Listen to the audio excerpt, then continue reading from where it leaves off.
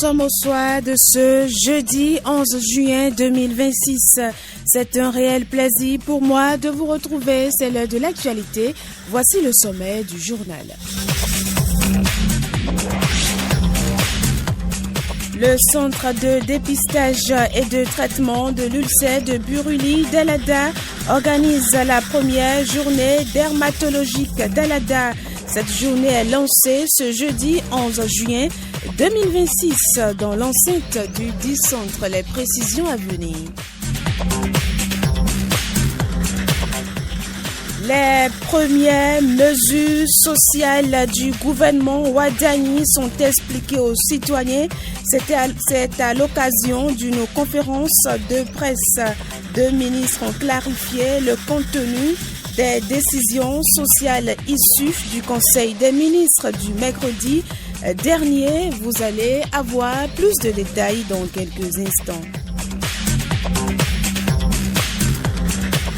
Sachez également que le président béninois Romuald Ouadani a accordé hier mercredi 10 juin une audience à une délégation de la Banque ouest-africaine de développement, BOAD, conduite par son président Serge Ekou. Les échanges ont permis de faire le point de la coopération entre le Bénin et l'institution financière régionale. Sur le continent, nous allons sillonner ce soir 3 pays africains, l'Afrique du Sud, le Centrafrique et le Niger. Le sport sera également au rendez-vous et c'est Cyril Podji qui assure la partie technique ce soir. À ce microphone, Bernice Koukoudu. Je l'annonçais il y a quelques instants, le centre de dépistage et de traitement de l'ulcère de Buruli d'Alada organise la première journée dermatologique d'Alada. Cette journée est lancée ce jeudi 11 juin 2026 dans l'enceinte du 10 centre. Au cours de cette première journée, toute personne peuvent aller se faire consulter gratuitement. Démarrer ce jeudi, les activités prennent fin le samedi prochain. Précision avec le médecin dermatologue vénérologue Fabien Akpagan.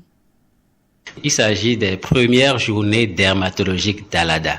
C'est une activité donc scientifique qui va regrouper tout ce qui concerne le personnel de santé, les personnels scientifiques, mais aussi la population en général. Une activité qui permettra donc de parler des problèmes de peau, des recherches sur les maladies de peau et des solutions à proposer pour améliorer donc la condition ou les conditions de vie de la population. Le but déjà, dans un premier temps, c'est de pouvoir faire découvrir la population d'Alada et ses environs et au-delà donc toute la population béninoise l'existence d'un service de dermatologie vénérologie au centre de dépistage et de traitement de l'ulcère de Buruli d'Alada.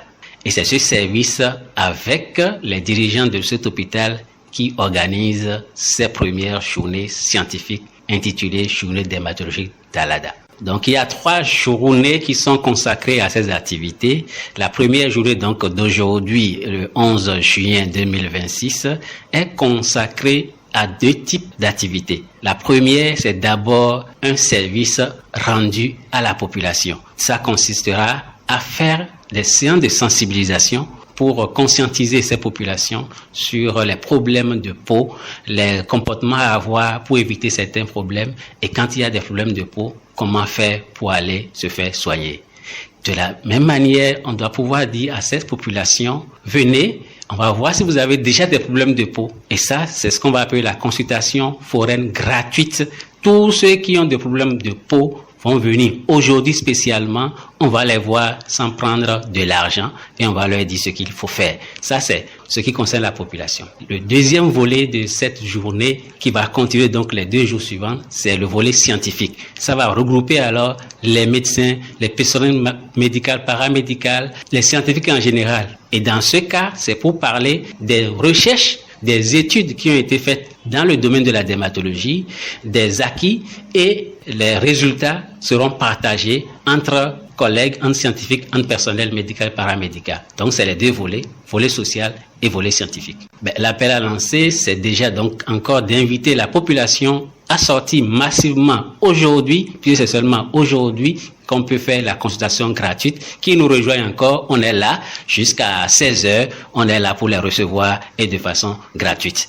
Et quant aux collègues scientifiques, ils ont encore demain et après-demain pour nous rejoindre, pour pouvoir partager leurs expériences et découvrir également les avancées dans le domaine de la dermatologie vénérologie. Ça prend fin donc le samedi. Donc c'est 3 jours, jeudi 11, vendredi 12 et samedi 13 à 15h. On va finir donc le samedi et ce sera donc la fin des premières journées dermatologiques d'Alada.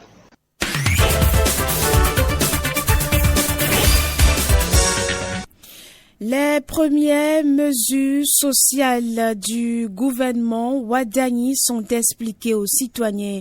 Lors d'une conférence de presse, 2 ministres ont clarifié le contenu des décisions sociales issues du Conseil des ministres du mercredi 3 juin 2026. Il s'agit des ministres Benjamin Humpati, en charge de la santé, et de son collègue en charge du porte-parole du gouvernement. S'agissant des décisions sur le plan sanitaire, le ministre Benjamin Humpati précise que des dispositions sont prises dans toutes les formations sanitaires pour la réussite. En fait, dans la vraie vie, aujourd'hui, déjà, quand vous allez dans un hôpital, on vous soigne. Ce qui se passe, je prends l'exemple du CNHU, vous allez au CNHU aujourd'hui, vous avez un souci de santé, quand vous arrivez, on vous prescrit quelque chose qu'on appelle passage, qui est en fait ce qui permet d'avoir accès, la consultation plus l'accès aux premiers soins.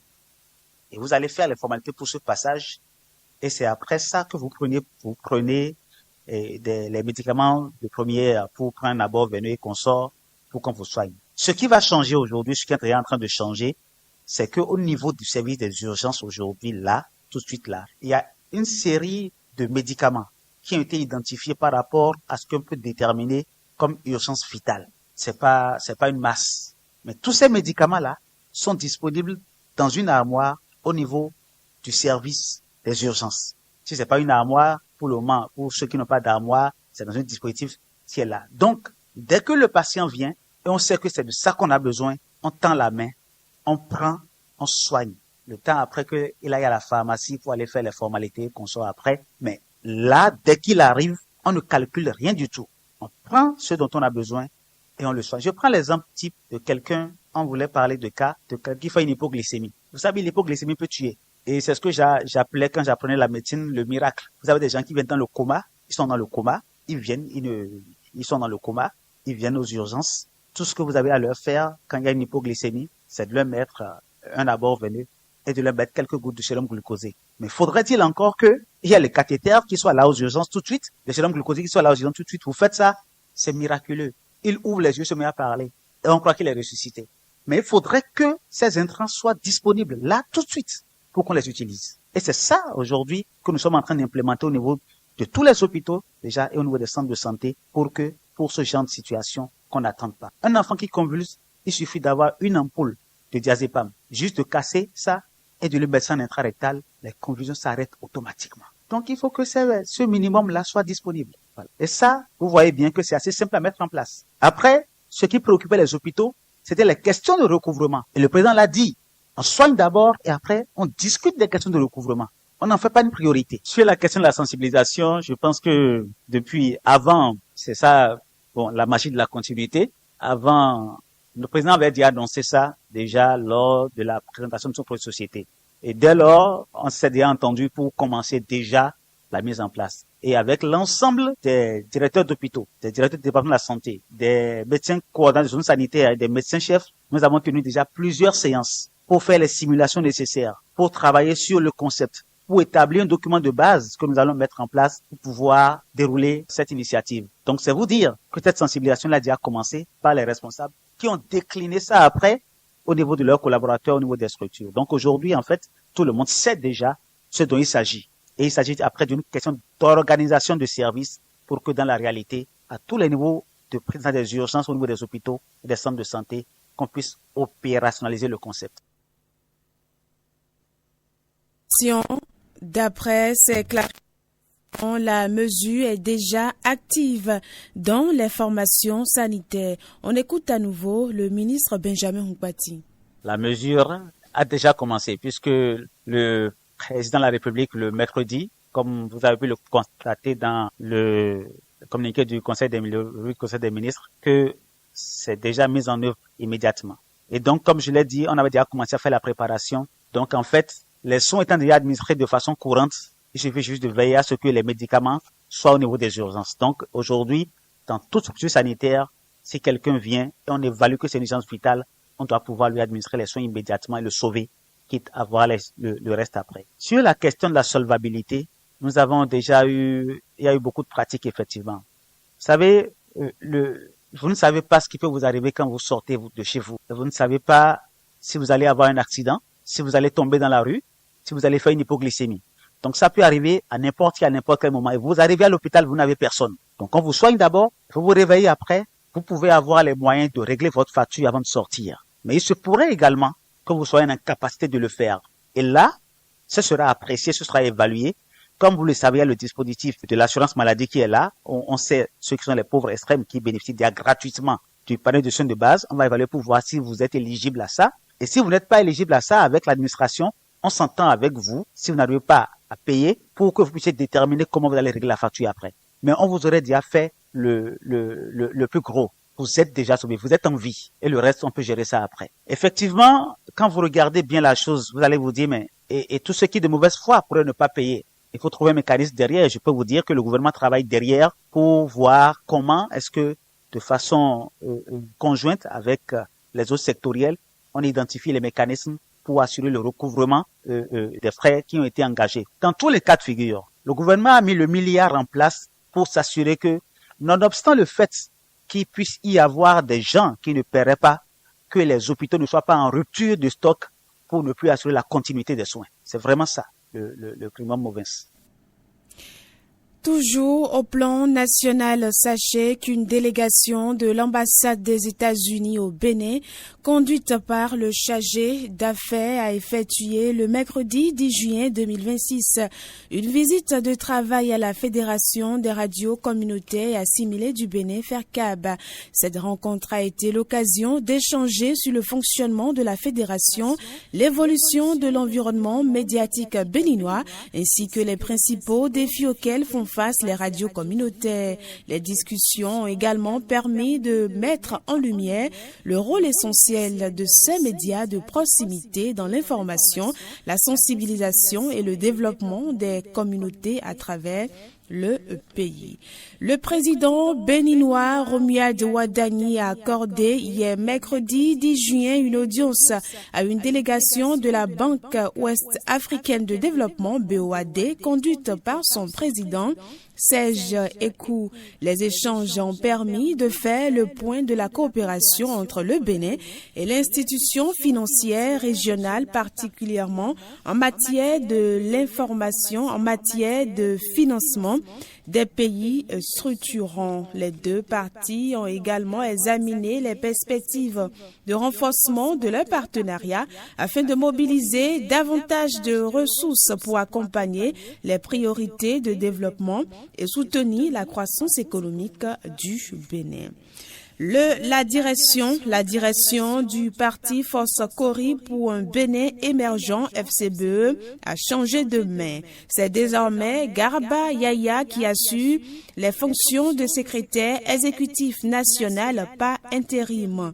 Prenons les commandes d'une formation politique qui a opéré un tournant stratégique majeur en rejoignant officiellement la mouvance présidentielle bâtie autour du président Romuald Wadani. Rappelons que l'ancien secrétaire exécutif Paul Hunkpé a déposé sa démission le 28 mai dernier. On retrouve à présent les informations africaines. La main info, les informations africaines. Et on démarre notre voyage par l'Afrique du Sud.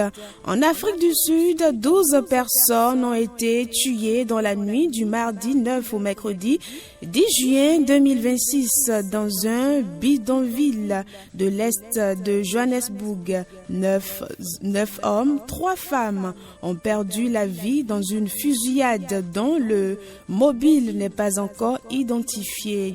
10 personnes sont également blessées.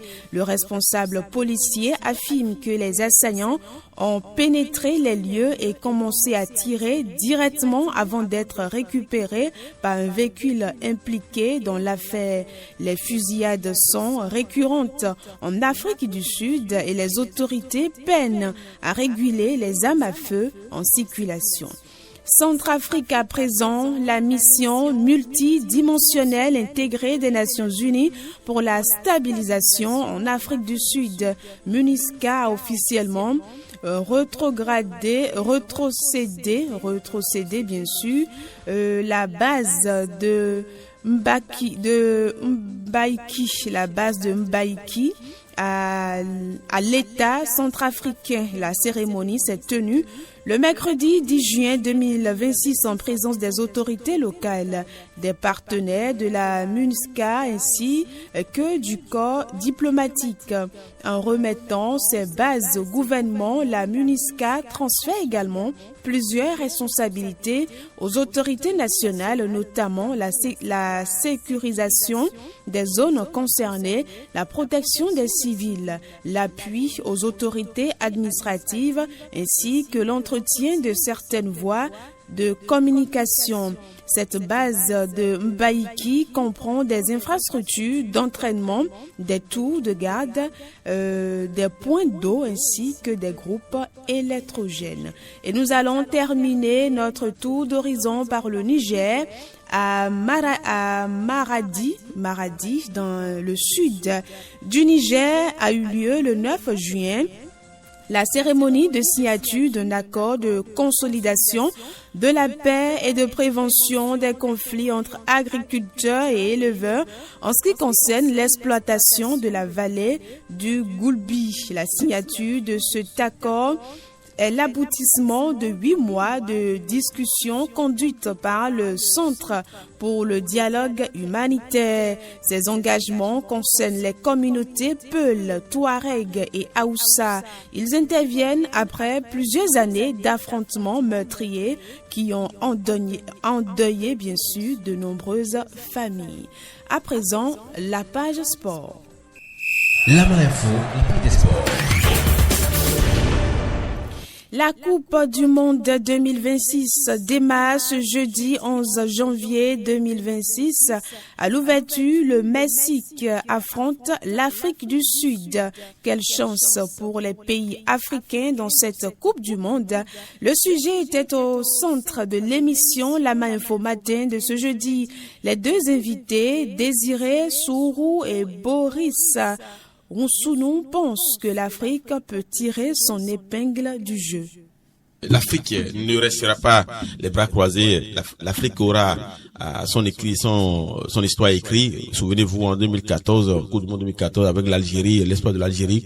En 2022 également, avec le Maroc qui a sorti le grand Portugal, qui était, je dirais, la France qui lui a barré la route. Le Maroc aurait autrement écrit l'histoire de l'Afrique. Cette fois-ci, avec la présidente Khan qui a offert au monde entier des rebondissements, surtout avec ce retrait en griffe, ce retrait présumé de la CAN, de la coupe, du trophée de la CAN chez les Sénégalais.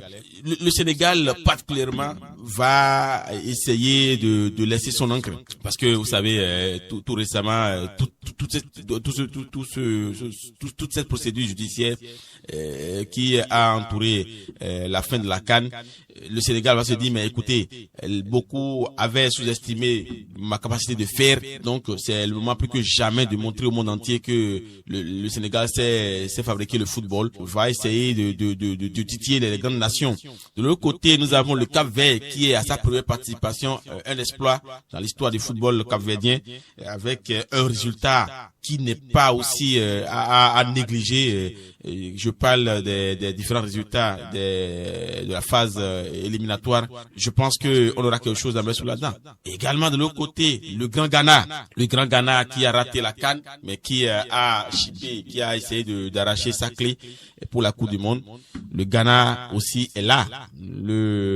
Nous avons également l'Afrique, on a parlé de l'Afrique du Sud tout à l'heure. Le Maroc aussi, avec cette volonté étouffée de devenir coûte que coûte championne d'Afrique. Le Maroc va se dire mais écoutez, j'ai échoué à la porte du tribunal, mais il faut que j'écrive mon histoire, je dirais au sein même de cette Coupe du Monde. Je pense que les Africains auront le mot à dire, même si Trump souhaite aujourd'hui que les Africains partent parce qu'il estime que ils sont là pour salir son pays. Bon, voilà, je pense que l'Afrique a une histoire écrite. Elles doivent se forcer et elles ont les armes pour aller loin. Parce que avoir les grands joueurs de nos continents qui jouent dans de grands clubs européens et sur d'autres continents, si tout cela se met dans la tête qu'ils veulent aller défendre non seulement le nom de leur pays, mais aussi un continent, je crois qu'ils ne vont pas se laisser faire. Et il est vrai, les pays africains sont tombés dans des groupes relevés, avec de grands noms de pays comme Brésil, Portugal, Angleterre, Croatie, et la France. Mais cela ne veut rien dire sur papier. C'est sur papier que ces noms sont ronflants. Sur le terrain, les pays africains ont déjà monté par le passé qui pouvaient damer le pion à ces pays-là. Rappelons-nous, en 90, le Cameroun avait battu l'Argentine de Maradona. En 94, le Nigeria avait battu la Bulgarie. En 48, c'est le Nigeria qui a fait la fête à l'Espagne. En 2002, c'est le Sénégal. Voilà. Donc, le grand Zidane. Donc, il y a 4 ans, c'est le Cameroun qui a battu le Brésil. Et le Maroc avait éliminé et l'Espagne et le Portugal. Donc, ces pays africains, ils ont le chance à saisir avec les joueurs de talent qu'ils ont là. Moi, j'espère que quelques pays africains, bon, pas eux tous, parce que quand on prend les pays qui peuvent aller loin, quand on prend par rapport à leur palmarès, par rapport à leur histoire, on peut compter déjà le Maroc, le Sénégal, la Côte d'Ivoire et l'Égypte et dans une même mesure le Ghana. Les autres, bon, ils ont aussi leur mot à dire, mais les pays sur lesquels on peut compter, ce sont ceux-là que je viens de citer. Et le Cap-Vert, attention, le Cap-Vert qui est à son baptême plutôt.